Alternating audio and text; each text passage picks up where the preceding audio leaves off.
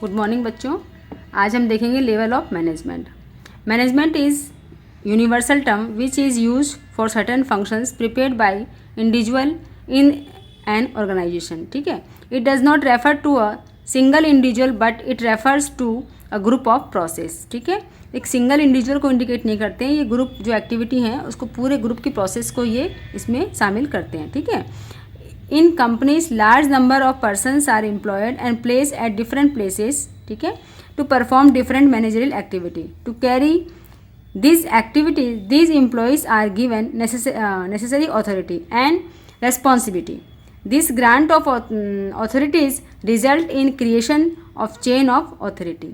क्या मतलब है इसका ये है कि मान लो हमारा बहुत सारा काम होता है मैनेजमेंट का, ठीक है, और ऑपरेशन जो होता है हमारा, जो प्रोसेसिंग होती है प्रोडक्शन की, बहुत सारी एक्टिविटी से निकलता है वो, तो एक काम एक बंदा तो नहीं कर पाएगा, तो उसको क्या होता है कि कुछ जो सीनियर होते हैं उनको क्या होता है, रेस्पॉन्सिबिलिटी भी मिलती है, साथ साथ उनको क्या मिलता है, अथॉरिटी भी मिलती है।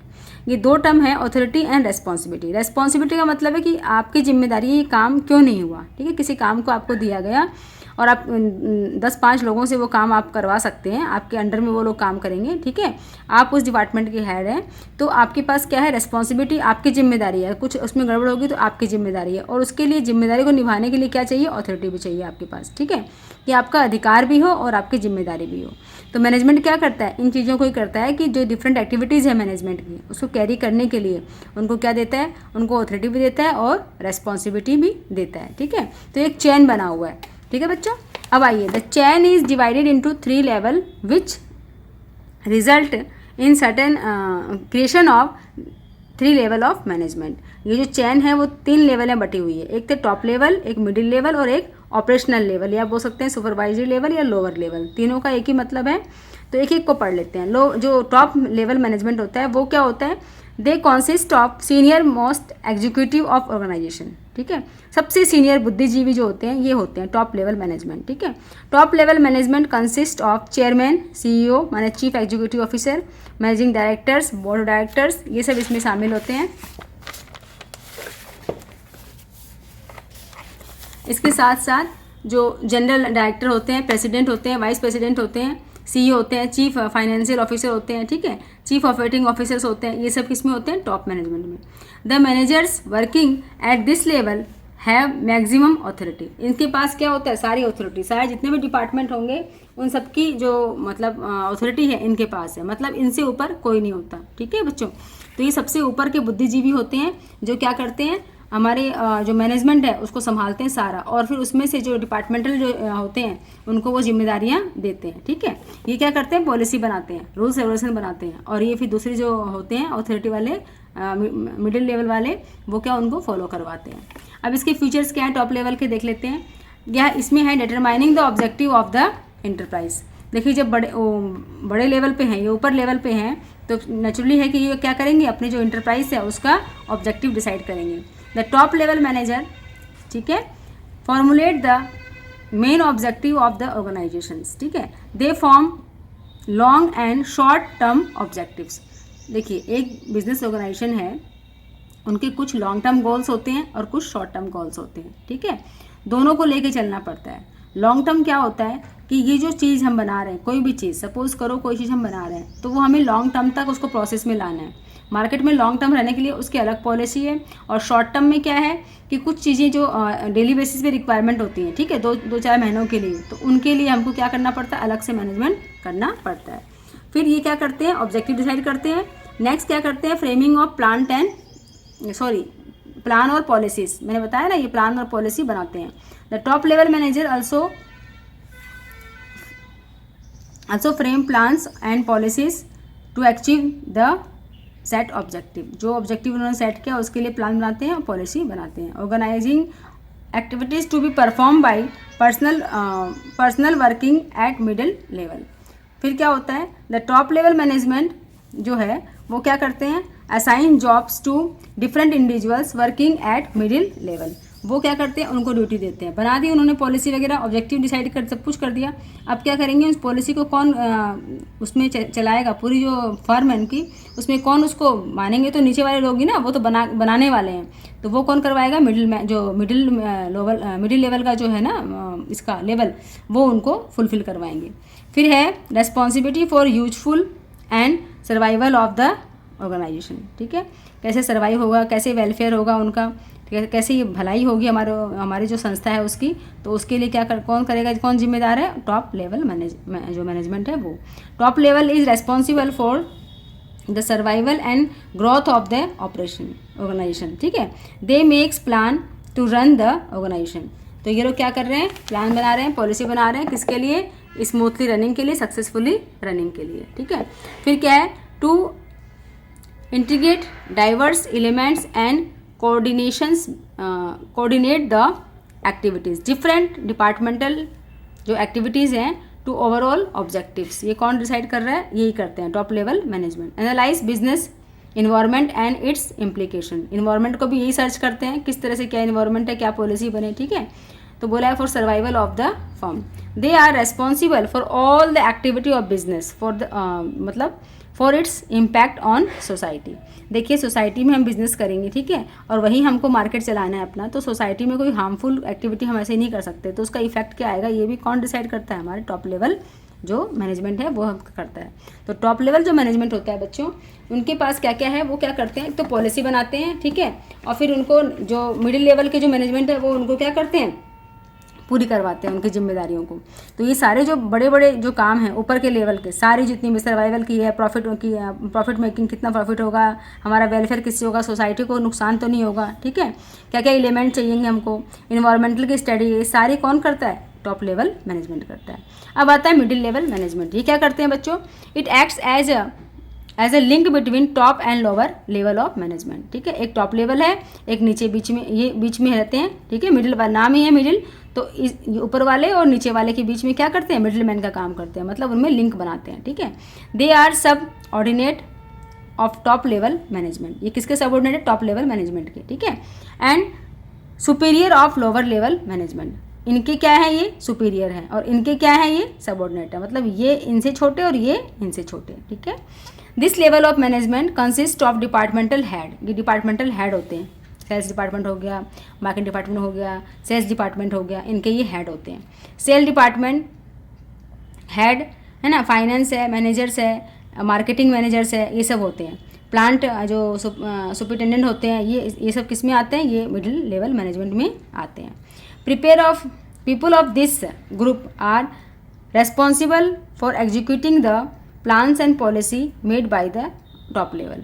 टॉप लेवल में जिसने बनाया है उनको एग्जीक्यूट करवाना, ठीक है, उसको पूरा कराना किसका काम है, मिडिल लेवल मैनेजमेंट का। ठीक है, अब देखिए जो main functions of middle level management के क्या क्या हैं। सबसे पहले है इंटरप्रिटेशन, मतलब बताना, व्याख्या करना, पॉलिसी की frame by the top level management to lower level. ठीक है, जो पॉलिसी बनी है वो जो सबको तो समझाया नहीं कि टॉप लेवल ने किसको बताया, जो मिडिल लेवल के हैं, कि ये पॉलिसी हमने बनाई है। अब इनकी जो पूरी एक्सप्लेनेशन है, उनकी व्याख्या है, इंटरप्रिटेशन है, वो कौन करेगा, ये मिडिल लेवल वाले।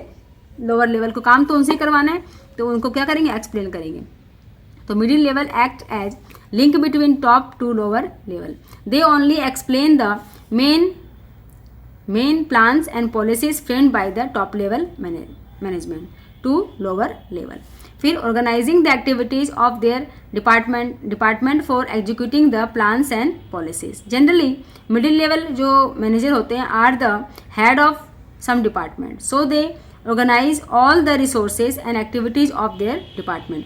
अब उनके पास एक डिपार्टमेंट आ गया, मान लो प्रोडक्शन डिपार्टमेंट आ गया, तो प्रोडक्शन डिपार्टमेंट से रिगार्डिंग जितनी भी पॉलिसी उनके पास हैं, ठीक है, उनको वो कौन निभाएगा, मिडिल मैन करेगा, कि कैसे हमको प्रोडक्शन का बेस, मतलब स्टॉप नहीं होना चाहिए हमारा प्रोडक्शन। ठीक है, अभी कितना सामान स्टॉक में है, कितना सामान लेना है, सप्लायर कौन है, कहाँ से सामान आना है, सामान में डिस्टर्बेंस ना हो, हमारी जो मशीन है वो खाली ना रहे, लेबर फ्री ना बैठी रहे, ये सारी जिम्मेदारी किसकी होगी, प्रोडक्शन डिपार्टमेंट की। ठीक है, फाइंडिंग आउट और selecting and appointing the required employ, और उसके लिए कौन है जो एम्प्लॉय चाहिए, ठीक है, जो उसके लिए सूटेबल है उस काम के लिए, ये भी कौन करता है, मिडिल लेवल मैनेजमेंट ही करता है।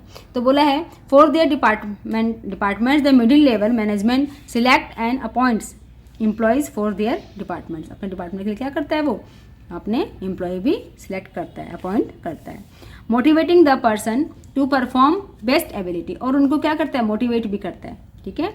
द मिडिल लेवल मैनेजमेंट जो होते हैं, मैनेजर्स होते हैं, ऑफिसर्स वेरीज इंसेंटिव्स, ठीक है, varies incentives to employees so that they get motivated and perform to their best ability, वो उनको मोटिवेट करते रहते हैं, नई नई चीज़ें बताते रहते हैं, ठीक है, ताकि वो मोटिवेट रहें और अच्छे से काम अपना करें। फिर है cooperate with other department for smooth functioning, ऐसा नहीं है प्रोडक्शन डिपार्टमेंट का ही काम उनके पास है, लेकिन जो अदर डिपार्टमेंट है प्रोडक्शन अच्छे टाइम पे हो गया तो सेल्स डिपार्टमेंट जो है उनसे कोऑपरेट करेगा, ठीक है। इनमें एक क्या ट्यूनिंग बननी चाहिए, तभी तो होगा, क्योंकि प्रोडक्शन जब हो गया तो फिर कहाँ जाएगा, सेल्स डिपार्टमेंट के पास जाएगा, सेल्स से फिर कहाँ, मार्केटिंग का, क्योंकि उसके बीच में कुछ और प्रोसेस है तो उनको भी वो निभाएगा। तो इस तरह से क्या, सब में एक चैन है और चैन में सबका कोऑर्डिनेशन होना बहुत ज़रूरी है।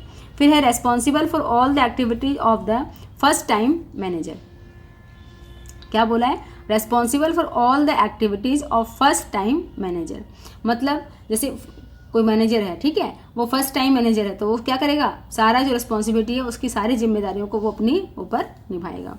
थर्ड है जो लोअर लेवल था हमारा, वो लोग क्या करते हैं, it refers to the lower level management of the organization whose authority is limited, इनकी जिम्मेदारियाँ जो इनके पास जो रिस्पॉन्सिबिलिटी तो है इनकी, लेकिन इनके पास अथॉरिटी माने अधिकार जो क्या है, लिमिटेड होते हैं।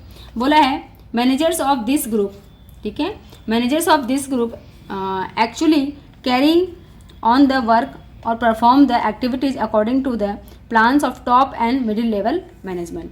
इन दोनों की जिम्मेदारी किसके ऊपर है, लोअर लेवल के ऊपर है, क्योंकि वहाँ से टॉप से तो मिडिल के पास आ गया, मिडिल के पास लोअर लेवल के पास आ गया, ठीक है। This level consist of supervisors, ठीक है, सुपरिटेंडेंट, ठीक है, फोरमैन, सब डिपार्टमेंट एग्जीक्यूटिव, क्लर्क एसेट्रा, ये सब इसमें आते हैं सारे बच्चों, ठीक है। सारी चीज़ें देख लीजिए, इसमें सारे जो है ये सब चीज़ें कोई काम तो इनसे करवाना है, तो ये नाम कहीं पूछ लेते हैं आपको कि ये जो मान लो सुपरवाइजर दे दे किस में आएगा, तो आप लिखोगे जो लोअर लेवल मैनेजमेंट है उसमें आते हैं, ठीक है। इसके क्या फीचर्स हैं, features of operational level management, इनके क्या हैं, इनके ये हैं to look and the efforts of the work force, ये क्या करते हैं, ओवरऑल सारा देखते हैं कि क्या कहाँ पे क्या हो रहा है, कहीं कुछ वेस्ट तो नहीं हो रहा, ठीक है। Execution of plans and policies, उनको एग्जीक्यूट करते हैं। To interact with the actual work force and to pass और instruction of the middle management to the worker, जो वहाँ से ऑर्डर आए हैं, इंस्ट्रक्शंस आए हैं, वो उनको पास करता है, ठीक है, लोअर लेवल के पास, उनको इंस्ट्रक्शन भी देता है। To ensure the quality of output is maintain wastage of material, अगर क्वालिटी तो मेंटेन करनी है लेकिन वेस्टेज को भी रोकना है। तो ये सब जो जितने भी इनके काम हैं, किसके, लोअर लेवल मैनेजमेंट के, इनके इसमें फ्यूचर्स में ही आते हैं कि इनकी ये विशेषता है कि एग्जीक्यूटिव करवाएंगे प्लान पॉलिसी का, ठीक है। To ensure the quality of output, जो आउटपुट निकलेगा वो क्या हो, क्वालिटी बेस हो। मेंटेन वेस्टेज ऑफ मटेरियल, ठीक है, वेस्टेज जो है कम से कम हो। इन चीज़ों को कौन देखेगा, ये लोअर लेवल मैनेजमेंट ही देखते हैं। आ जाइए, इसमें और है minimize and safety standards are maintain, और उनका सेफ्टी जो जोन है वो भी उनको मेंटेन करके चलना पड़ता है। कोई मशीन ख़राब तो नहीं हो रही, कोई मशीन से कोई दिक्कत तो नहीं हो रही उनको, ठीक है, वर्किंग कंडीशन कैसी हैं उन सबको भी देख के चलना पड़ता है। फिर है to ensure safe and proper working environment to workers और coordinating various activities of lower level, और जितनी भी उनकी एक्टिविटीज़ होती है बच्चों, उन सबके संग क्या बना के चलते हैं ये लोग, तालमेल, कोऑर्डिनेशन मतलब तालमेल। तो शॉर्ट में एक बार देख लेते हैं, है ना। जो टॉप लेवल होते हैं वो क्या करते हैं बच्चों, प्लान बनाते हैं, पॉलिसी बनाते हैं, फाइनेंस को देखते हैं, फिक्स्ड एसेट्स को देखते हैं, सर्वाइवल कैसे करेंगे हम इसको देखते हैं, ठीक है। और जो मिडिल वाले होते हैं वो क्या करते हैं, वो क्या मिडिल वाले होते हैं executive the plan and policy, जो उन्होंने बनवाई है पॉलिसी प्लान, ठीक है, अपने गोल को प्राप्त करने के लिए, ठीक है, उसको कौन कराता है एग्जीक्यूट, मिडिल लेवल करवाता है। और लोअर लेवल क्या करवाता है, ठीक है, लोअर जो लेवल है वो maintaining the good working conditions, और उसकी जो फैसिलिटी उनको देनी चाहिए वो सारी कौन करता है, लोअर वाले करते हैं। सुपरवाइजरी मतलब ये सारी एक्टिविटीज़ ये लोग इसको निभाते हैं और पूरी तरह से अपना 100% देते हैं, तभी उनका कोऑर्डिनेशन अच्छे से हो पाता है। देखिए आपकी बुक में ये बना हुआ है एक पिरामिड, इसमें टॉप मैनेजमेंट आ गए, फिर मिडिल आ गए और ऑपरेशनल मैनेजमेंट आ गए, इसको लोअर मैनेजमेंट भी कहते हैं। इसमें आपका CFO आ गया, CEO आ गया, ठीक है, वाइस प्रेसिडेंट आ गया, जनरल मैनेजिंग डायरेक्टर आ गया, ठीक है। इसमें मिडिल में कौन आ गया, सेल्स मैनेजर्स आ गए, है ना, प्रोडक्शन मैनेजर वगैरह आ गए, मोटिवेशन आ गए, HR आ गए, ये आ गए। और इसमें कौन आता है, इसका डायरेक्ट जो है कॉन्टैक्ट क्या होता है, वर्कर से होता है, इसमें लोअर वाले आते हैं, ठीक है। तो आपको एग्जाम में शॉर्ट नोट में या फिर आपको ऑब्जेक्टिव में पूछ सकता है, मान नाम दे दिया कोई भी कि CEO कौन सा टॉप है कि मिडिल है या इसमें है, तो आपको ध्यान होना चाहिए कि ये किस में आते हैं, ठीक है, ये कौन से मैनेजमेंट में आते हैं, टॉप मैनेजमेंट में आते हैं, मिडिल में आते हैं। तो ऐसे ही कोई नाम दे देगा आपको, सेल्स मैनेजर किस में आते हैं, टॉप में या किस में, तो आपको ध्यान रखना पड़ेगा। तो ये कुछ नाम हैं आपकी बुक में भी दिए हुए हैं, है ना, इनको थोड़ा आप देख लीजिएगा। मैंने वैसे बुक में बताया, नोटबुक में बता ही दिया आपको, लेकिन बुक से आप लोग पढ़ लीजिएगा। और चीफ एग्जीक्यूटिव ऑफिसर वगैरह हैं, है ना, चीफ फाइनेंस ऑफिसर हैं, ये सब किस में आते हैं बच्चों, टॉप लेवल में। और मिडिल में तो क्या है, जो डिपार्टमेंटल के जो हेड होते हैं वो आते हैं, ठीक है। तो इस पिरामिड को आप देख लीजिएगा और एग्जाम में इस पिरामिड के थ्रू ही आप अगर लॉन्ग में आता है तो बना के समझाइएगा लेवल ऑफ मैनेजमेंट। नेक्स्ट हमारा है फंक्शन ऑफ मैनेजमेंट। देखिए फंक्शंस जो हम पढ़ रहे थे बार बार, सबसे पहला है प्लानिंग, फिर है ऑर्गेनाइजिंग, फिर है स्टाफिंग, फिर क्या है डायरेक्टिंग, और फिर क्या है कंट्रोलिंग। अभी जो 5 फंक्शंस हैं बच्चों, है ना, ये 5 फंक्शंस जो हैं ये क्या है, डिफरेंट जो सारे फंक्शंस हैं डिफरेंट लेवल के लोग इसको निभाते हैं। तो देखिए छोटे से चार्ट से इसके माध्यम से हम देख लेते हैं। जैसे हमने वो देखा था कैरेक्टरिस्टिक्स में देखा था, जब हमने बिजनेस के उसके मैनेजमेंट के जो कैरेक्टरिस्टिक फीचर्स पढ़े थे उसमें हमने देखा था कि 3 लेवल पे वो डायमेंशन था ना, कि मल्टी डायमेंशन जो वर्क करता है ये कौन, मैनेजमेंट। तो उसमें देखा था मैनेजमेंट ऑफ वर्क, ठीक है, मैनेजमेंट ऑफ पीपल और मैनेजमेंट ऑफ ऑपरेशन। तो वर्क में क्या क्या आता है बच्चों, प्लानिंग, ऑर्गेनाइजिंग, कंट्रोलिंग, ठीक है। ये 3 फंक्शंस जो टॉप लेवल मैनेजमेंट होते हैं वो करते हैं, ठीक है। स्टाफिंग और डायरेक्टिंग कौन करते हैं, जो HR से संबंधित, है ना, पीपल से संबंधित, वो कौन, इसमें कौन सा प्लान इसमें आता है फंक्शंस में, स्टाफिंग और डायरेक्टिंग में। और फिर ये ऑपरेशनल है, ये सुपरवाइजरी, थर्ड वाला आ गया हमारा, उसमें क्या है, प्रोडक्शन, सेल्स, परचेज, ये सब आते हैं। तो आप इसके बेस पे भी इसको समझ सकते हैं। जैसे मैंने यहाँ पे भी लिखा, प्लानिंग कौन करेगा, टॉप वाले, ऑर्गेनाइजिंग कौन करेगा, टॉप वाले, ठीक है, और ये जो कंट्रोलिंग है, डायरेक्टिंग है, ये लोअर वाले, और ये कौन करेगा, स्टाफिंग, मिडिल वाले। तो प्लानिंग में देखिए सबसे पहले प्लानिंग जो है एक क्या है, इनटेंजिबल है वर्क, ठीक है। प्लानिंग हम माइंड से करते हैं, हमारा इंटेलेक्चुअल टास्क है, ये दिखता नहीं है, लेकिन हाँ इसको महसूस कर सकते हैं कि हमने इस प्लानिंग की थी तो इससे हमारा ये काम ऐसे हुआ, ठीक है। तो बोला है कि प्लानिंग इज द फंक्शंस और determining in advance what to do, when to do, how to do and who is going to do it। पहले भी हमें देखा था कि प्लानिंग में ये है कैसे होगा, कौन करेगा, ठीक है, और कब होगा, कैसे होगा, ये सारी चीज़ें कौन करता है, प्लानिंग के थ्रू। तो it involves sitting goals in advance, setting कर लेता है गोल्स की प्लानिंग, कि हमारा जो है गोल क्या रहेगा और उसकी प्लानिंग वो उसमें करता है। And developing the way of achieving them, और फिर क्या करता है, उसके रास्ते ढूंढता है कि कैसे इसको हमको ये चीज़ें मिलेगी इफ़िशिएंटली एंड इफेक्टिवली, ठीक है। Planning can not prevent problems, हम प्लानिंग कर रहे हैं इसका मतलब ये नहीं कि प्रॉब्लम नहीं आएंगी, प्रॉब्लम तो आएंगी, but it can predict them and prepare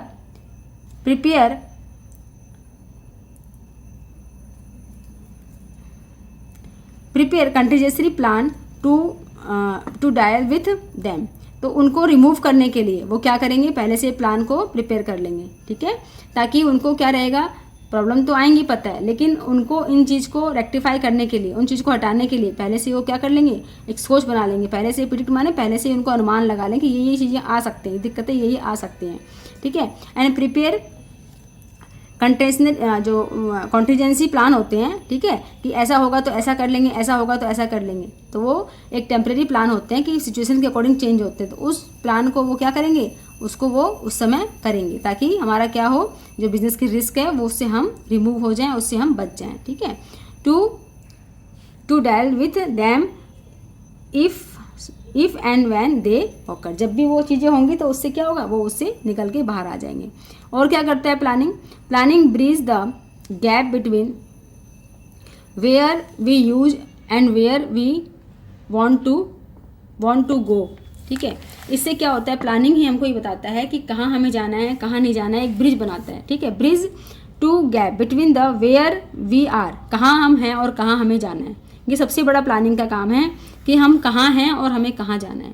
ठीक है, ऐसा नहीं है हम यहीं थे और यहीं गोल गोल घूम रहे हैं। ठीक है, एक गोल में ही हम घूम रहे हैं। हमारा जो बिज़नेस का जो एक गोल है, ऑब्जेक्टिव है, उसको हम फुलफिल करने की जगह हम अपने ही गोले में घूमते जा रहे हैं। ठीक है, तो इसलिए ये बोल रहा है कि एक ब्रिज की तरह काम करता है planning. Planning bridge the gap, ठीक है, bridge the gap between where we are and where we want to go, कहाँ हम जाना चाहते हैं, कहाँ हम हैं। After setting up of plans, next function of the every management is to organize the activities and stabilizing an organization. Structure is to execute the plan. It decides who will do a particular task, where it will be done and when it will be done. मतलब इसमें हम क्या करेंगे बच्चों, कि जो काम हमने डिसाइड कर लिया कि ये काम हम ऐसे करेंगे, तो क्या फिर क्या होगा कि वो कहाँ पे किया जाएगा। ठीक है, कौन करेगा, do a particular task, where it will be done, और कहाँ पे होगा। ठीक है, when it will be done. देखिए मान लो आपके कुछ चीज़ें हैं, ठीक है, जो किसके रिगार्डिंग है, पैकिंग के रिगार्डिंग है। तो बहुत सारी चीज़ें आप लेके जा रहे हो, कहीं घूमने जा रहे हो, तो आप क्या करोगे, उस सेक्शन को अलग कर दोगे। हाँ, एक जगह आप बना लोगे, जो भी सामान आपको चाहिए याद आता जाएगा, तो आप क्या करोगे, जैसे जैसे आपको याद आएगा उस जगह रख लोगे, हाँ ये भी लेके जाना। तो वो एक सेक्शन क्या हो गया, पैकिंग सेक्शन हो गया आपका। ठीक है, ऐसे ही ऑर्गेनाइजिंग में क्या होगा कि डिफरेंट जो काम होंगे, वो कौन कौन सी एक्टिविटी किस किस डिपार्टमेंट को दी जाएगी, उसका बंटवारा वहाँ पे हो जाएगा, उसका क्या हो जाएगा, डिवीज़न हो जाएगा काम का। ठीक है, तो बोला है कि where it will be done. ठीक है, ये वाला काम कौन करेगा, कौन इसमें इफ़िशियंट है, ठीक है, किसका काम इसमें अच्छा है, किसका कौन इसमें एक्सपर्ट है। तो वो जितनी एक्टिविटीज़ डिवाइड की जाएंगी कि ये एक्टिविटी मान लो 5-10 एक्टिविटी डिवाइड की गई, तो वो अलग डिपार्टमेंट को दी जाएंगी। तो मतलब इसको क्या है, ऑर्गेनाइजिंग है। ठीक है, जैसे अपने घर में भी तो होता है ऑर्गेनाइजिंग, हम कैसे करते हैं घर में।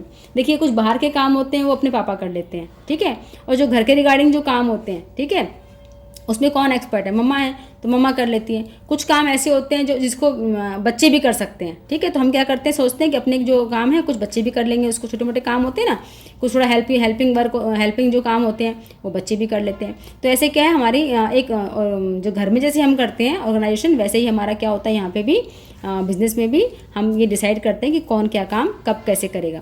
अब इसके लिए क्या होता है बच्चों, स्टाफिंग चाहिए। ठीक है, staffing is the managerial functions of hired and developing the required employees to fill the various जो positions है उनको created by the organizing process.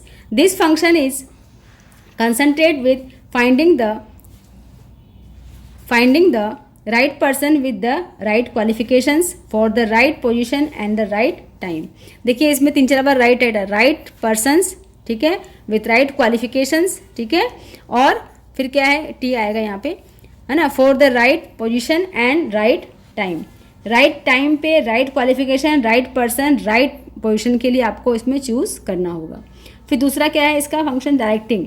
Once the employ are appointed, ठीक है, जब एक बार अपॉइंट कर दिया, as needed to the instructed, या उनको इंस्ट्रक्शन दिया, डायरेक्शन दिया, them and get the work done, और वो क्या करते हैं, वैसे ही काम करते हैं।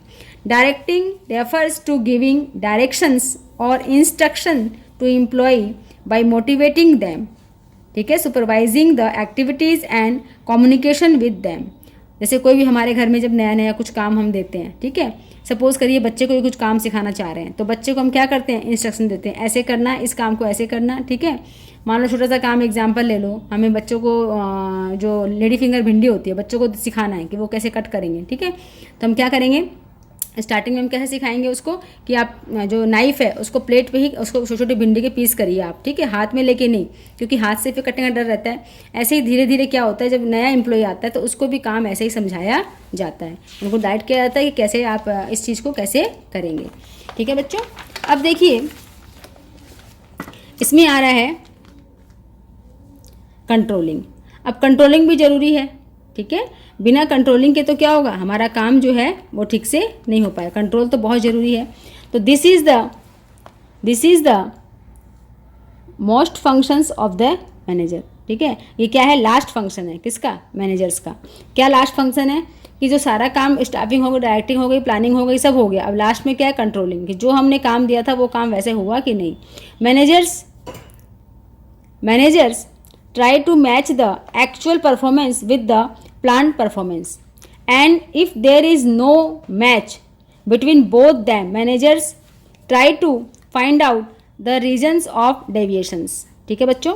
डेविएशंस मीन्स डिफरेंस, ठीक है, जो हमने सोचा था और हमारा काम वैसा नहीं हुआ, तो क्या कारण रहा।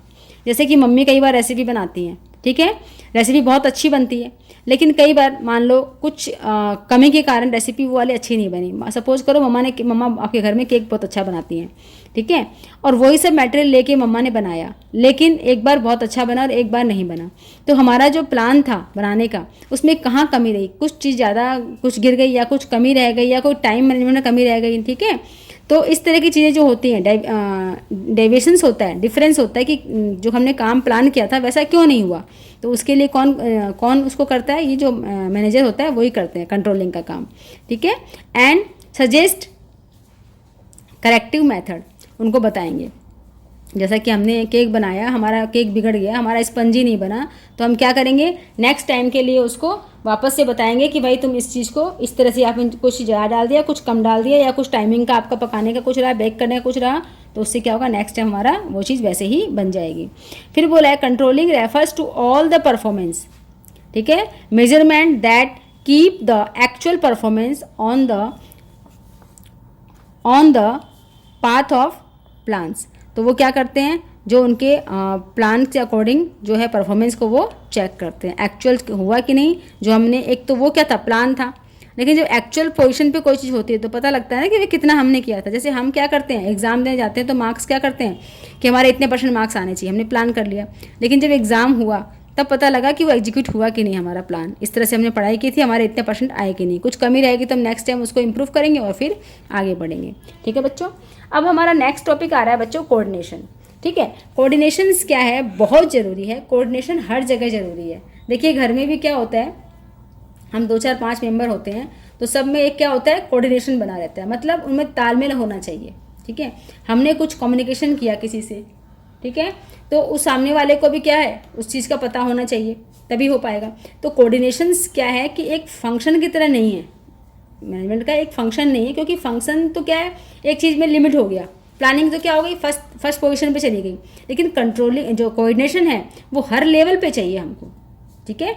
इसलिए कोऑर्डिनेशन को एक अलग से हम समझेंगे कि कोऑर्डिनेशन, तालमेल हर चीज़ में, जितने भी उनके फंक्शंस हैं मैनेजमेंट के, प्लानिंग, स्टाफिंग, उन सब में कोऑर्डिनेशन होना जरूरी है। जैसे स्टाफिंग कर रहे हैं मान लो, ठीक है, स्टाफ आ गया, आपने उनका इंटरव्यू ले लिया, लेकिन फिर उसमें कोऑर्डिनेशन नहीं हो पाया, उनके पास प्रॉपर जो आपका मैसेज था, जिस स्टाफ को आपने अपॉइंट किया, ठीक है, आपके फर्म में, आपके बिजनेस ऑर्गेनाइजेशन में, तो उनके पास प्रॉपर इन्फॉर्मेशन ही नहीं गई, तो क्या होगा, एट द टाइम आप वेट कर रहे हो कि स्टाफ आएगा, लेकिन उसके पास खबर ही नहीं गई। तो ये क्या है, एक कोऑर्डिनेशन हर जगह बहुत ज़रूरी है। देखिए देख लेते हैं, कोऑर्डिनेशन इज़ द फोर्स, ठीक है, coordination is the force that binds all the other function of management. सबको बाइंड करता है, ये एक ऐसा बल है, फोर्स मीन्स ऐसा बल है, ऐसी ताकत है ये। Coordination is sometimes considered a separate function of management. इसको कहते हैं कि चलो मैनेजमेंट का ही फंक्शन है, लेकिन ये सब जगह चाहिए। However it is the essence of management. जब भी आपका क्वेश्चन आएगा कि एसेंस ऑफ मैनेजमेंट कौन है, तो ना प्लानिंग आएगी, ना स्टाफिंग आएगी, ना कंट्रोलिंग आएगी, आपका कौन आएगा, कोऑर्डिनेशन। इसको क्या बोलते हैं, एसेंस ऑफ मैनेजमेंट, सबसे important part for achieving harmony. Harmony मतलब आपस में सहयोग होना चाहिए, ठीक है, अमंग इंडिविजुअल्स, ठीक है, individual efforts towards the accomplishment of group goal. जब तक हमारा क्या होगा, सब में तालमेल नहीं होगा, जितना भी हमारा वर्किंग स्टाफ है, ठीक है, चाहे वो किसी भी लेवल का क्यों ना हो, तो उसमें अगर कोऑर्डिनेशन नहीं होगा तो क्या होगा, हम जो गोल है हमारे मैनेजमेंट का, हमारे जो ऑर्गेनाइजेशन का, वो अचीव नहीं हो पाएगा।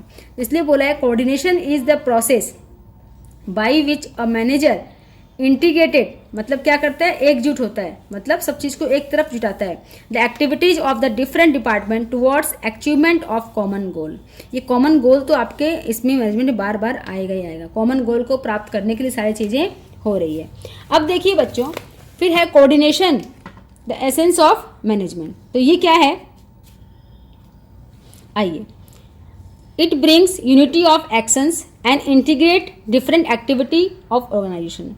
It consider as the essence of management because of the following. कुछ कारण हैं जिसके कारण इसको क्या कहते हैं, एसेंस ऑफ मैनेजमेंट कहते हैं। क्या है, coordination is needed to perform all the इसमें लिखा हुआ है ऑल द FN, मतलब based on plans the organization structure is developed. Staff is restricted, selected and trained as per the organizational structure and plan to ensure right executive of plan directions and given to the employees। ठीक है, फिर है controlling ensure to discrepancy between plans and actual performance।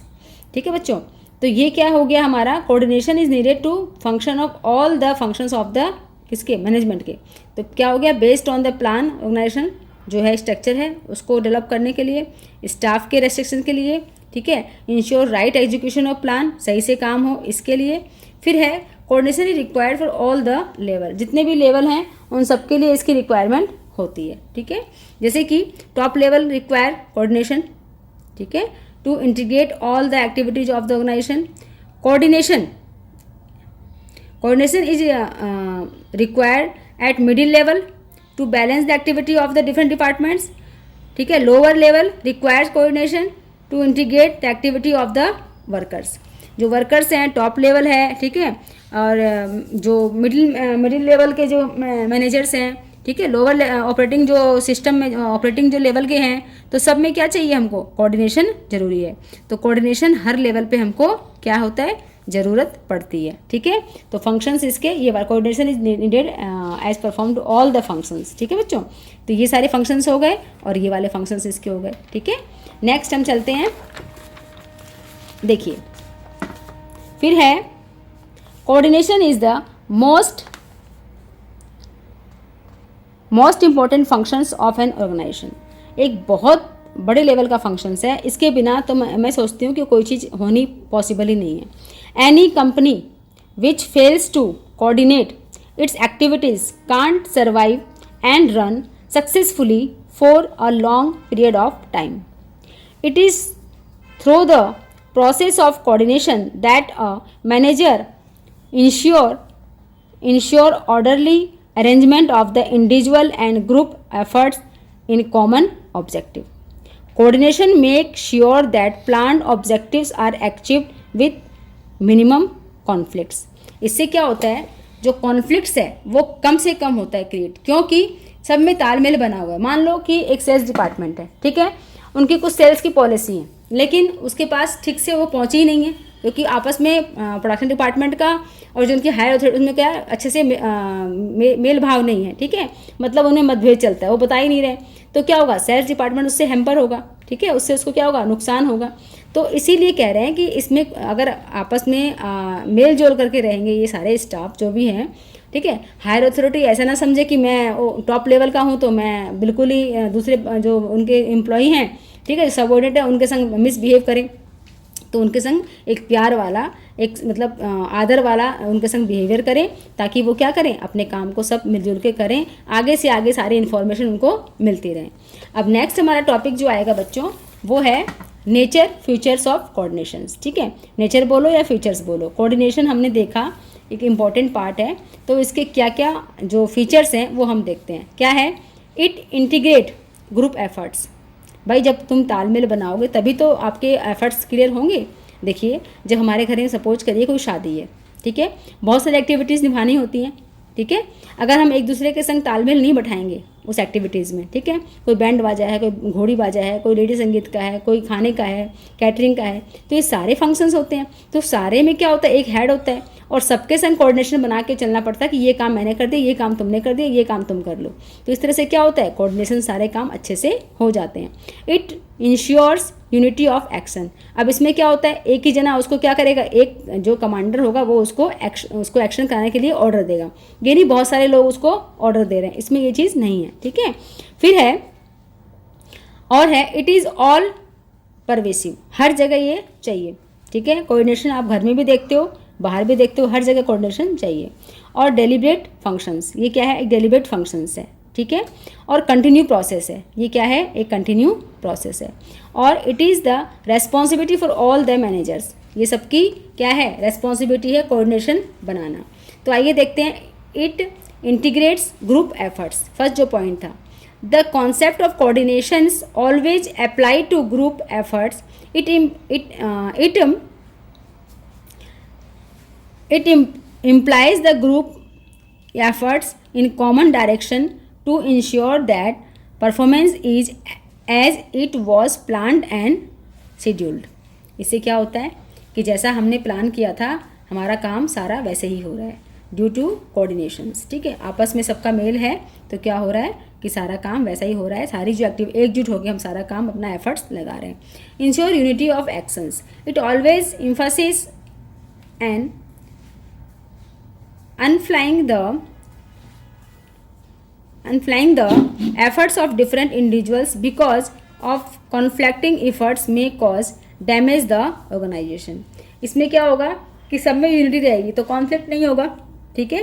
और इससे क्या होगा, conflict नहीं होगा तो हमारे जो ऑर्गेनाइजेशन है उसमें डैमेज नहीं होगा, ठीक है, काम में। इसलिए सब क्या एकजुट होकर अपना काम अच्छे से करेंगे।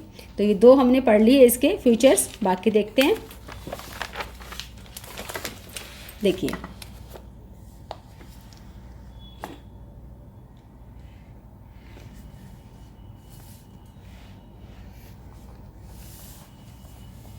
It is the responsibility of the all managers. सबसे बड़ी जिम्मेदारी मैनेजर जो होते हैं उनकी ये है कि वो क्या करें, वो करें कि अपने जो कोऑर्डिनेशन है उसको प्रायोरिटी पे लेके चलें, ठीक है। ये नहीं बस पॉलिसी बन गई या फिर प्लान बन गए और हो गया, नहीं, उनके लिए कोऑर्डिनेशन भी बहुत ज़रूरी है। It is the function of every manager and no one can avoid this responsibilities, ठीक है। Top level manager need to coordinates with their subordinates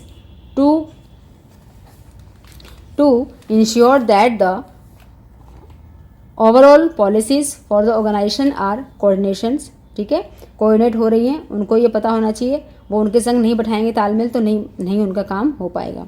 और जो मिडिल लेवल के मैनेजमेंट हैं, ठीक है, मिडिल लेवल में जो मैनेजर्स हैं, की टू कोऑर्डिनेट, ठीक है, की to coordinate departmental activity, departmental को वो संभालेंगे।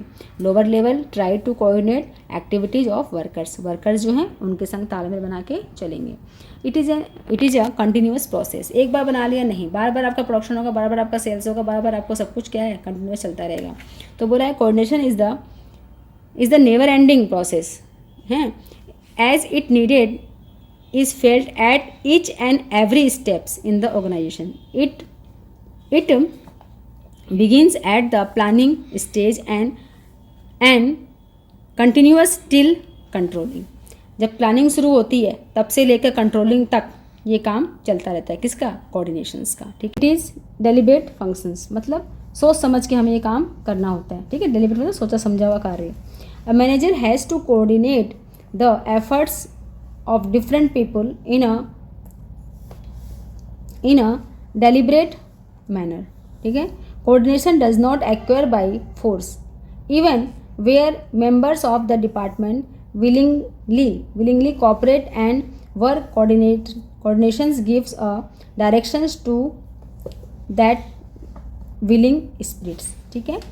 ये नहीं है कि हम किसी को दबा धमका के कोई काम किया जाए, ये प्यार से, ठीक है, प्यार से और अपने व्यवहार को पोलाइट रख के ही क्या होता है, हम उनसे काम ले सकते हैं। इसलिए बोला गया है कि एक्वायर बाय फोर्स, इसको बाय फोर्स हम नहीं कर सकते कोऑर्डिनेशंस, ठीक है। अगर हम प्यार से रहेंगे तभी हम में कोऑर्डिनेशन हो पाएगा। फिर है नेक्स्ट परवेसिव फंक्शंस। परवेसिव मतलब हर जगह चाहिए। It is a universal function. क्या है? यूनिवर्सल फंक्शन है। It is required at all the level and all the department and to perform all the functions. ठीक है, due to interdependence of various activity on each other. देखिए बड़े department में जब काम होता है, बड़े लेवल पे काम होता है, तो सब एक दूसरे पर डिपेंड होते हैं। ठीक है, इन्फॉर्मेशन मिलती रहती है। जैसे आप स्कूल का एग्जांपल ले लो, स्कूल में क्या होता है? प्रिंसिपल होता है, डायरेक्टर होते हैं, ठीक है, फिर उनके कुछ जो कोऑर्डिनेटर होते हैं वो होते हैं, फिर स्टाफ होता है। ठीक है, तो स्टाफ को कोई बात अगर पूछनी है तो वो क्या करेगा? अपने कोऑर्डिनेटर को बोलेगा, कोऑर्डिनेटर क्या बोलेगा? डायरेक्टर को बोलेगा, डायरेक्टर प्रिंसिपल को बोलेगा। इस तरह से इन सब का एक लेवल होता है, तो वहाँ तक बात पहुँचती है। तो सब लेवल पे क्या होता है? उनका कोऑर्डिनेशन होना चाहिए। ये नहीं कि मेरी प्रिंसिपल से नहीं बनती, मेरी डायरेक्टर से नहीं बनती, ठीक है, या मेरा किसी कोऑर्डिनेशन जो कोऑर्डिनेट मैम है, सर है, उनसे नहीं बनती। तो आपकी कुछ समस्याएं जो होती हैं, पहले सबसे पहले कौन सुलझाएगा? आपकी जो कोऑर्डिनेटर हैं वहाँ पे। ठीक है, जिस विंग में आप हो, प्राइमरी में हो, मिडिल में हो, या फिर आप सीनियर ब्रांच में, जिसमें भी हो आप स्कूल में, तो पहले आपकी जो कोऑर्डिनेट मैम है, सर है, वो आपको सॉल्यूशन देंगे। उनसे नहीं होगा तो वो ऊपर जाएंगे, ठीक है, प्रिंसिपल के पास। प्रिंसिपल से भी नहीं होगा तो कहाँ जाएंगे? डायरेक्टर के पास जाएंगे। ठीक है, तो इसलिए ये क्या है? स्टेप बाय स्टेप चलता है बच्चों। इसलिए इसको बोला है कि परवेसिव फंक्शंस है ये एक दिन का नहीं है, ये हर जगह रिक्वायरमेंट है। अब देख लेते हैं इंपॉर्टेंस क्या है कोऑर्डिनेशंस की। देखिए, ग्रोथ इन साइज। अगर आपका कोऑर्डिनेशन है, ठीक है, तो क्या होगा? आपकी संस्था दिन पे दिन आपकी संस्था का साइज बड़ा होगा। दैट मीन्स डेवलपिंग संस्था वो रहेगी। The need of coordination increase with the increase in size of organize. जैसे जैसे आपका साइज बढ़ेगा आपको कोऑर्डिनेशन भी बनाना पड़ेगा। Because in large organization there are more number of persons working. ठीक है, each individual has its own needs and objective, so there is more need to bring together the efforts of this employees towards common goal. It become necessary ठीक है, it become necessary employees may have their individual objective. Therefore, for organizational efficiency, it is important to harmonize individuals goal and organizational goal to coordinations. ठीक है, देखिए जब हम किसी जगह काम करने जाते हैं, ठीक है, हम एज ए एम्प्लॉय काम करते हैं, तो सबसे पहले क्या होता है? हमारी जो ऑर्गेनाइजेशन है, हमारी जो संस्था है, ठीक है, जो हमारे इंस्टीट्यूशंस है, पहले हम उसका गोल को फुलफिल करेंगे। अगर वो अच्छे से सर्वाइव करती है तभी तो हम अपना गोल पूरा कर पाएंगे।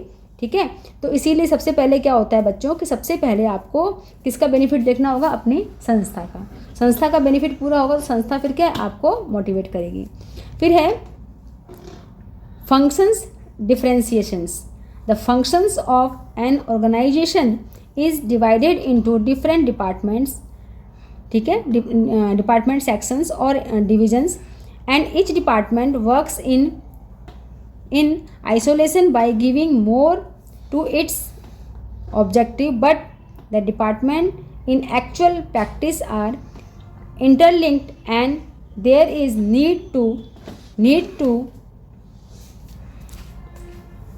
relates and bring together the activities of different sections as they are part of in an organization.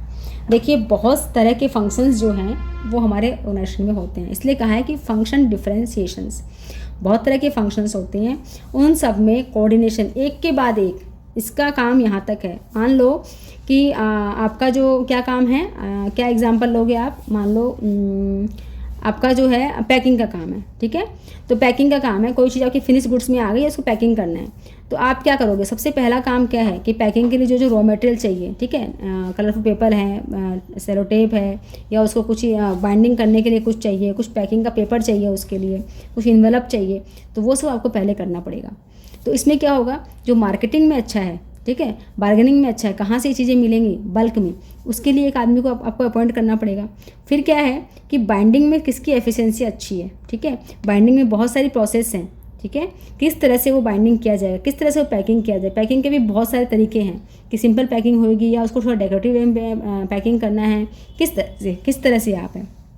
जैसे हम शादी पार्टी में साड़ियाँ पैकिंग करते हैं, है ना, शादी होती है किसी घर में तो हम क्या करते हैं, साड़ी पैकिंग का काम दे देते हैं। तो उसमें बहुत सारी चीज़ें हैं, कुछ थर्माकोल डाल के पैकिंग करते हैं, है ना, कुछ उसमें कुछ आर्ट एंड क्राफ्ट की चीज़ें बना के उसको पैकिंग कर देते हैं, कुछ उसमें और जैसे कि कुछ कैंडल वगैरह जो होती हैं, है ना, जो डेकोरेटिव आइटम होते हैं उनको बना के, जो पेपर होते हैं आर्ट एंड क्राफ्ट के कलरफुल पेपर, उनसे कोई अच्छी सी ड्राइंग बना के दूल्हा दुल्हन बना के, तो इस तरह से क्या है वो बहुत अच्छी डेकोरेटिव में उसको मोतियों से बीड से सजा के एक ट्रे में लगा के, ठीक है। तो बहुत सारे फंक्शंस, तो उसमें एक आदमी नहीं लगा हुआ, उसमें 4-5-10 लोग लगे हुए हैं, तो उन सब में क्या होगा, एक कोऑर्डिनेशन होना जरूरी है। ऐसे ही इसमें भी क्या है, हमारा जो बिजनेस ऑर्गेनाइजेशन है उसमें भी क्या है, कोऑर्डिनेशन होना बहुत ज़रूरी है। अब देखिए बच्चों, फिर है स्पेशलाइजेशंस, ठीक है। स्पेशलाइजेशन में क्या होगा, every organization is having goal as there is need to perform various functions, all of this functions are complicated and complex to excuse all that function, ठीक है, are being perform efficiently. Organization need to appoint various expert in their respective fields. हमें क्या करना पड़ता है, जो specialise persons है, experts हैं, उनको अपॉइंट करना पड़ता है, ठीक है। तो उनके संग भी क्या होगा, हमारा एक कोऑर्डिनेशन जो है होना जरूरी है। There may be possibility of conflict between specialize and manager. Manager कहेगा कि ऐसे करेंगे, स्पेशलाइज जो उस फील्ड में है, जिस चीज़ में उसको अपॉइंट किया गया, वो कहेंगे ऐसे करेंगे, तो उनमें भी क्या हो सकता है, कॉन्फ्लिक्ट हो सकता है, क्योंकि स्पेशलाइज तो अभी अपॉइंट किया गया है, मैनेजर उसी टास्क को 10 साल से कर रहा है, तो उसको लगेगा कि मैं ज़्यादा जानता हूँ, इसके पास तो डिग्री है, स्पेशलाइज्ड है, लेकिन इसको ज़्यादा नहीं पता, मुझे ज़्यादा पता है। In this situation coordination is required to resolve the conflicts differences among various persons. ऐसे ही जैसे कि घर में क्या होता है, जो बड़े माता पिता होते, दादा होते हैं, ठीक है, दादा ये सोचता है कि मेरे को ज़्यादा पता है, ठीक है, पिता से ज़्यादा मुझे पता है। हमारे जो पिताजी हैं, दादाजी को लगता है पिताजी ज़्यादा मुझे अनुभव है, और होगा भी, क्योंकि वो उनके पास डिग्री नहीं है, पिताजी बहुत पढ़े लिखे हैं, लेकिन दादाजी इतने पढ़े लिखे नहीं है, लेकिन उनके पास अनुभव से उस चीज़ का ज्ञान है। लेकिन जो हमारा जो भाई बहन है, मतलब 3 पीढ़ी, दादाजी, पिताजी और उनका बच्चा, ठीक है, उनको लगेगा कि मैं तो और भी ज़्यादा पढ़ा लिखा हूँ पिताजी को, लेकिन पिताजी को भी उसका अनुभव है। तो इस तरह से क्या होता है, एक कॉन्फ्लिक्ट होता है किसी चीज़ को लेके, क्योंकि जो बच्चा है, ठीक है, वो तो पढ़ के आया है डिग्री, उसको लगता है कि मैंने बहुत अच्छी इंस्टीट्यूट से पढ़ाई की है और मेरे को ये ज्ञान बहुत अच्छे से है, मैं इसको अच्छे से कर सकता हूँ। लेकिन ऐसा नहीं है कि जो पिताजी हैं, दादाजी हैं, उनको वो चीज़ का ज्ञान नहीं है, उनको वो ज्ञान अनुभव से मिला है, उनके एक्सपीरियंस से मिला है, ठीक है। तो उनमें कॉन्फ्लिक्ट ना हो, इसीलिए क्या होता है, एक कोऑर्डिनेशन बैठाया जाता है। जैसे कि बच्चा बोलेगा कि मैं ये सीख के आया हूँ, पिताजी उसको देखेंगे कि हाँ ये चीज़ तुम्हारी सही है, ये चीज़ हमने अपने अनुभव से सीखी है, दोनों का तालमेल बनता है। और दादाजी हैं, वो फिर दोनों को मिला के देखेंगे कि हाँ तुम दोनों का सही है, तो तीनों में क्या है, एक तालमेल सा बन गया। तो ये बहुत अच्छी चीज़ें हैं कि हम कोऑर्डिनेशन के माध्यम से इन चीज़ों को पूरा कर सकते हैं। अब हमारा लास्ट है difference between coordination and cooperations. Coordinations क्या होता है ये तो हम पढ़ ही रहे हैं, कोऑपरेशन को देख लेते हैं। It is an orderly arrangement of group efforts, deliberate actions, ठीक है। हम क्या करते हैं, एक ऑर्डर में चलते हैं इसमें, ठीक है, इसका कोऑर्डिनेशन इसके साथ, इसका इसके संग, ठीक है। और इसमें क्या होता है, इट मीन्स म्यूचुअल हेल्प, आप कोऑपरेशंस कर रहे हो, मतलब एक म्यूचुअल आपस में हेल्प कर रहे हो, ठीक है। It is broader than cooperation. Cooperations क्या है, उसका एक छोटा पार्ट है कोऑर्डिनेशंस का, ठीक है, ये ब्रॉडर टर्म है। It is termed as a part of coordinations, ठीक है।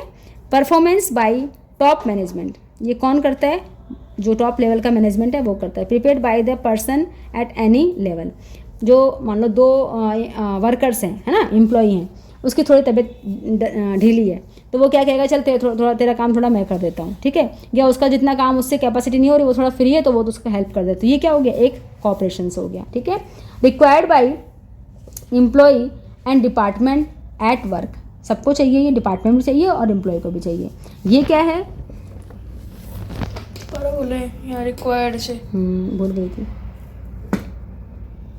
काटना पड़ेगा, बोलो ऐसे बोल दो। मैं required by employ and departments at work, इसमें है depends on the willingness of people working together. मैंने बताया ना, 2 जैसे हम स्कूल में भी काम करते हैं, है ना, कहीं हम वर्किंग प्लेस पे काम करते हैं, हमारी फ्रेंडशिप हो जाती है, तो हम क्या करते हैं कि चल तेरा आज मन नहीं है, तेरा काम मैं कर देता हूँ, ठीक है, इस तरह का। इट स्टेबलाइज, ठीक है, फॉर्मल एंड इनफॉर्मल रिलेशनशिप दोनों में होता है ये, और it stabilize in formal relationship, ठीक है। ये लॉन्ग टर्म के लिए डिजायर होता है, ये शॉर्ट टर्म के लिए, ठीक है बच्चों। तो ये हमने देखा कि हमारा जो कोऑपरेशंस है और कोऑर्डिनेशंस है, ठीक है। कोऑर्डिनेशंस मतलब एक बिग टर्म और उसी के अंदर कोऑपरेशन में आता है। हम कहते हैं कि कोऑर्डिनेशन तभी होगा जब हमारा आपस में कोऑपरेशन रहेगा, ठीक है। तो हमारा जो फर्स्ट चैप्टर है ये कंप्लीट होता है। इसमें कोई भी डाउट हो तो आप जरूर प्लीज़ मुझसे पूछें, कमेंट खत्म हो गया। इसकी समरी देख लेते हैं। हमने क्या पढ़ा, मीनिंग ऑफ द मैनेजमेंट, ठीक है। मैनेजमेंट में क्या पढ़ा हमने कि whereby individual working in a group, ठीक है, कैन परफॉर्म इफिशिएंटली और इफेक्टिवली। एक प्रोसेस होती है इसमें, उसके अकॉर्डिंग सब क्या करते हैं, अपना वर्क करते हैं। फीचर्स पढ़े थे हमने, है ना, जैसे कि हमारा ग्रुप एक्टिविटी है, डायनामिक है ना, ये सब हमने पढ़े। नेचर ऑफ मैनेजमेंट कैसा था, है ना, नेचर ऑफ मैनेजमेंट सारे पॉइंट हमने पढ़े बेस्ड ऑन द जो प्रैक्टिस एक्टिविटीज़ हैं, ठीक है। ये वाली रेस्ट्रिक्टेड जो एंट्री है इनमें, प्रोफेशन है क्या है, ये सारी चीज़ें हम पढ़ी। नेचर था मैनेजमेंट का कि ये साइंस है कि आर्ट्स है, कॉमर्स है, क्या है, साइंस है, आर्ट्स है, या फिर कॉमर्स तो नहीं बोला था इसमें साइंस, आर्ट्स और प्रोफेशन बोला था, ठीक है। तो सिस्टमेटिक बॉडी ऑफ नॉलेज है ये, ठीक है। प्रिंसिपल्स हैं आर जो एक्सपेरिमेंट पे आते हैं, इसका किस पे डिपेंड है, एक्सपेरिमेंट पे, ठीक है। और यूनिवर्सल वैलिडिटी है, ठीक है। ये सारी चीज़ें हमने किसमें पढ़ी, नेचर ऑफ मैनेजमेंट में। फिर लेवल पढ़े हमने, तीनों लेवल पढ़ लिए। फिर हमने क्या पढ़ा बच्चों, इसके ऑब्जेक्टिव्स पढ़े। फिर हमने क्या पढ़े, ऑब्जेक्टिव्स ऑफ मैनेजमेंट, ठीक है। तो इसमें 3 ऑब्जेक्टिव थे हमारे, एक थे ऑर्गेनाइजेशन ऑब्जेक्टिव, एक था सोशल और एक था पर्सनल, ठीक है। फिर इंपॉर्टेंट ऑफ मैनेजमेंट हमने पढ़े, ठीक है। Help in achieving group of, ये गोल है, क्रिएट डायनामिक ऑर्गेनाइजेशन, ठीक है। ये सब हमने पढ़े। फिर हमने क्या पढ़े, फंक्शंस ऑफ मैनेजमेंट, 5 फंक्शन पढ़ लिए, ठीक है। फिर कोऑर्डिनेशन हमने पढ़ा कि कोऑर्डिनेशन क्या होता है, ग्रुप का एफर्ट्स होता है, ठीक है, provide unity of the actions. फिर हमने फीचर्स पढ़े इसके। फिर इंपॉर्टेंस और नीड्स पढ़ी इसकी, ठीक है। जैसे फंक्शंस ऑफ द डिफरेंशिएशंस, इस लेवल पे जरूरत होती है इसकी, साइज ऑफ द ऑर्गेनाइजेशन पे, स्पेशलाइजेशन पे जरूरत होती है इसका, यहाँ पे इंपॉर्टेंट है, ठीक है। फिर है कोऑपरेशंस, ठीक है। कोऑपरेशंस में वॉलंटरी एक्टिविटी है टू हेल्प ईच अदर, और इनफॉर्मल रिलेशनशिप है। ये सब चीज़ें हमने इसमें पढ़ी। तो आपने इसकी समरी पूरी हमारी क्लियर हो गई।